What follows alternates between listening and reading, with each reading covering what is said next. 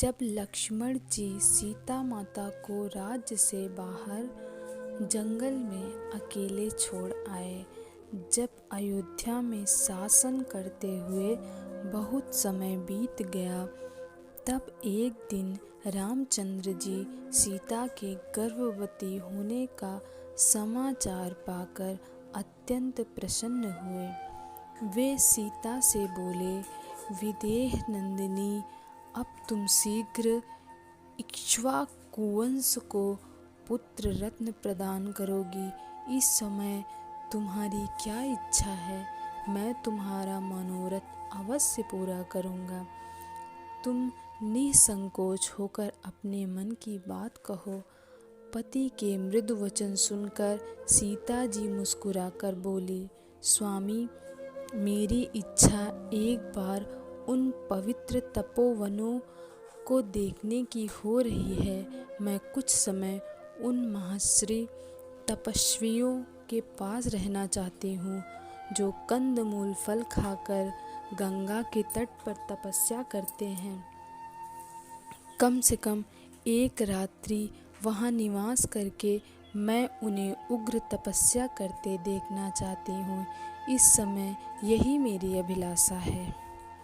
हृदयेश्वरी की अभिलाषा जानकर रघुनंदन बोले, सीते, तुम्हारी अभिलाषा मैं अवश्य पूरी करूँगा। तुम निश्चित रहो। कल प्रातः काल ही मैं तुम्हें गंगा तट वासी ऋषियों के आश्रम की ओर भेजने की व्यवस्था करा दूंगा। सीता को आश्वासन देकर श्री राम राज दरबार में चले गए। राज दरबार से निवृत्त हो वे अपने मित्रों में बैठकर हास्य विनोद की वार्ता करने लगे। मित्र मंडली में उनके बाल सखा विजय, मधुवत, काश्यप, मंगल, कुल, सुराजी, कालिया, भद्र, दंत्र और सुभागध थे। बातों ही बातों में रामचंद्र ने पूछा, भद्र, आजकल नगर में किस बात की चर्चा विशेष रूप से होती है? नगर और जनपद के लोग मेरे सीता, भरत, लक्ष्मण आदि भाइयों और माता कैकेयी के विषय में क्या क्या बातें करते हैं? प्रायः देखा जाता है कि राजा यदि आचार विचार से हीन हो तो सर्वत्र उनकी निंदा होती है। भद्र ने उत्तर दिया, सौम्य, सर्वत्र आपके विषय में अच्छी ही चर्चा सुनने को मिलती है। दशग्रीव पर जो आपने विजय प्राप्त की है, उसको लेकर सब लोग आपकी खूब प्रशंसा करते हैं और आपकी वीरता की कहानी अपने बच्चों को बड़े उत्साह से सुनाते हैं। रामचंद्र बोले, भद्र, ऐसा नहीं हो सकता कि सब लोग मेरे विषय में सब अच्छी बातें ही कहें। कुछ ऐसी भी बातें हो सकती हैं जो मुझे अच्छी ना लगती हों। संसार में सभी प्रवृत्ति के लोग होते हैं, इसलिए तुमने जो कुछ भी सुना हो निश्चित होकर कहो। यदि उन्हें मुझ में कोई दोष दिखाई देता होगा तो मैं उसे दूर करने की चेष्टा करूँगा। यह सुनकर भद्र बोला, वे कहते हैं कि श्री राम ने समुद्र पर पुल बांधकर ऐसा दुष्कर कार्य किया है जिसे देवता भी नहीं कर सकते।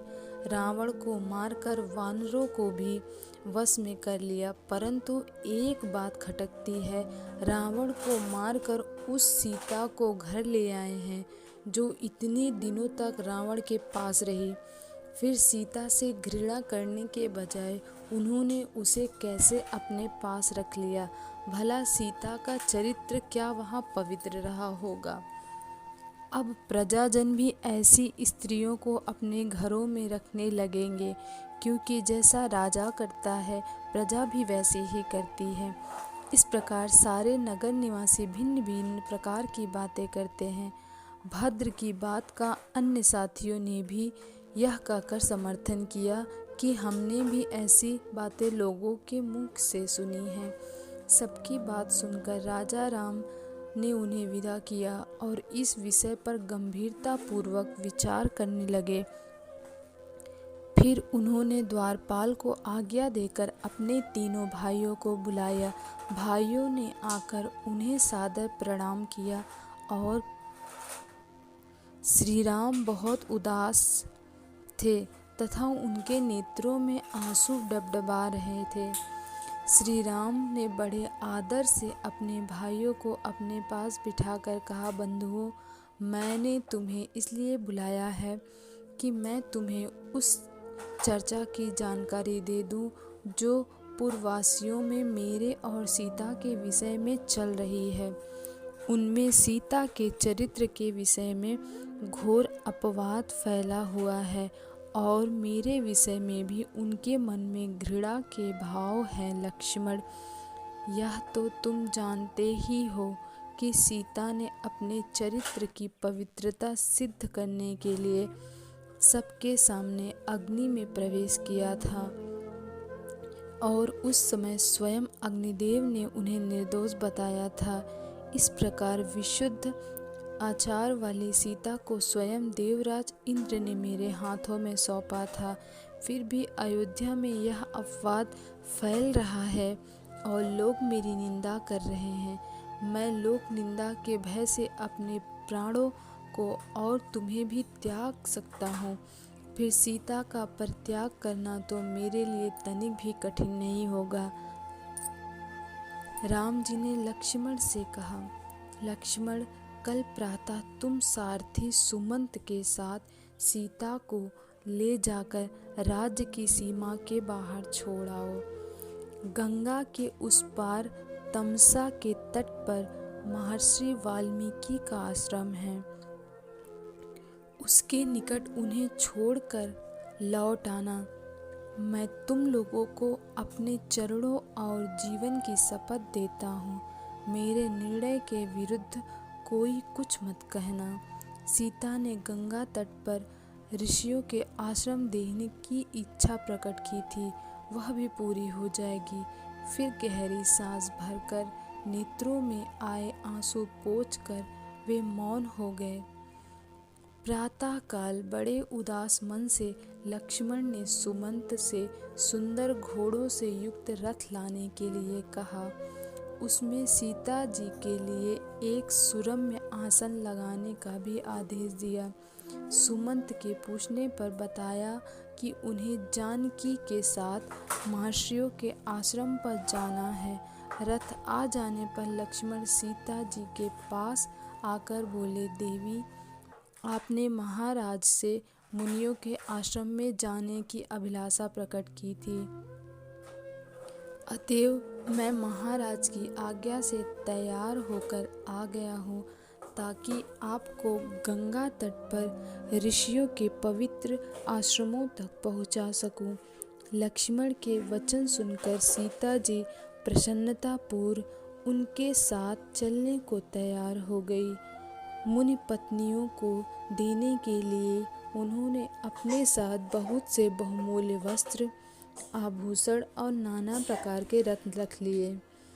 उन दोनों को रथ पर सवार कराकर सुमंत द्रुत गति से रथ को वन की ओर ले चला। मार्ग में सीता लक्ष्मण से कहने लगी, वीरवर, मुझे बहुत से अपशकुन दिखाई दे रहे हैं।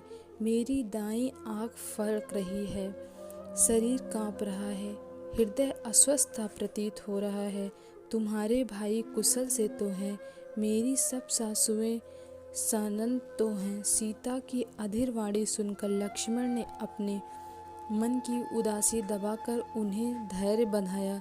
गोमती के तट पर पहुंचकर एक आश्रम में उन्होंने रात व्यतीत की। दूसरे दिन प्रातःकाल वे आगे चले और दोपहर तक गंगा के तट पर पहुंच गए।